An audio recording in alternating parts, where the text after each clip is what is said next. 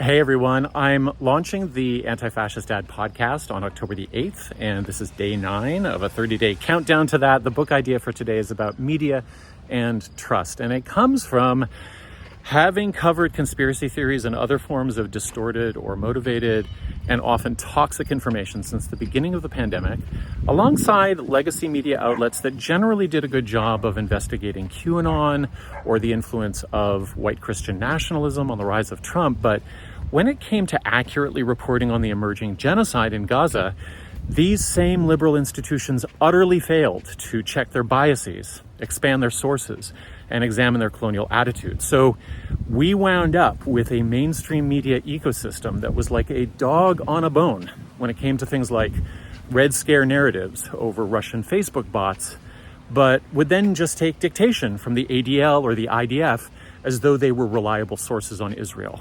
And so the lesson was some disinformation was very bad, and some was just the way things are because Palestinians can't be reliable narrators of their own suffering.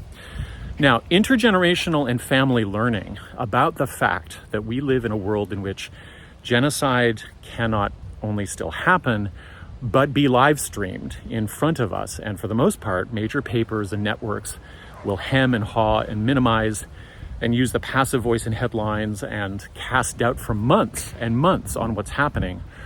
All of that's going to take a long time to shake out. But the starting place for any young person, I believe, is a clear conversation about how information is never neutral.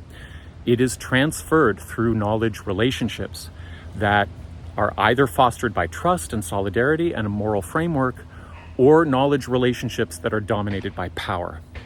Media, news, content, it's always for something. It's always intentional, even if that intention is merely to score clicks.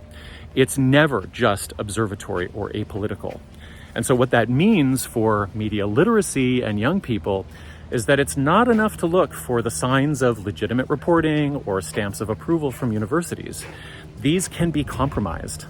So anti-fascist families and young people have to be able to sort bullshit out from attempts at faithful reporting. But equally, we have to be frank about who makes knowledge and for what purposes. The New York Times can appear to use the same standards for reporting on public health and Gaza, and that means that those standards are subordinate to cultural power. And that cultural power is what you really have to learn about.